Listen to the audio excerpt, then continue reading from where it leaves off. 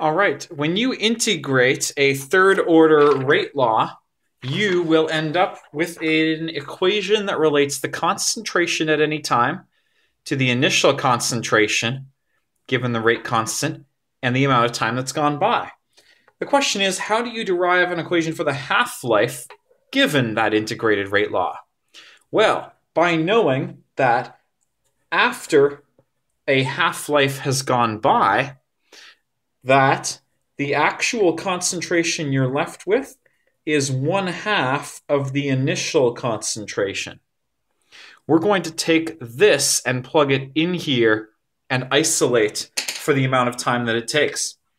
That's 1 over 1/2 of the initial concentration, all squared, minus 1 over the initial concentration squared equals 2K, and I'm going to replace this with T1/2, because when the concentration is 1/2 of its original, the amount of time that's gone by is defined to be 1/2 life.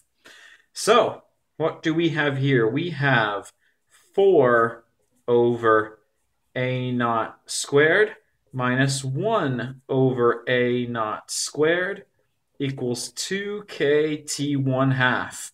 I already have a common denominator and I can combine this. 4 over that minus 1 over that leaves me with 3 over that. That's still 2K T1/2.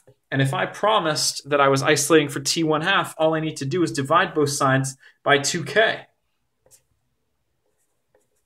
Yeah, I'm not even going to show that as an extra step. I'm done. The half-life of a third order reaction is given as 3 over 2K times the initial concentration squared.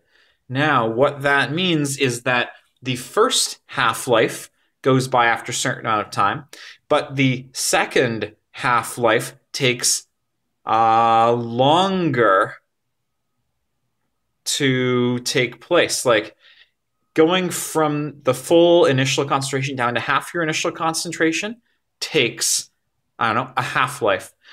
And then, but going down from that concentration to half of it, down to a quarter of your original, takes longer because the initial concentration that you're taking that half-life from is now smaller. And when you divide by a smaller number, you end up with a larger half-life. Only a first-order reaction has a constant half-life no matter what your initial concentration is. A third order depends on the initial concentration, and so your successive half-lives will be different. Anyways, that was just me rambling about it. This is the equation for half-life of a third order reaction, but if you're doing this in school, you probably have to know how to derive it for yourself, and I did for you. You're welcome. Best of luck.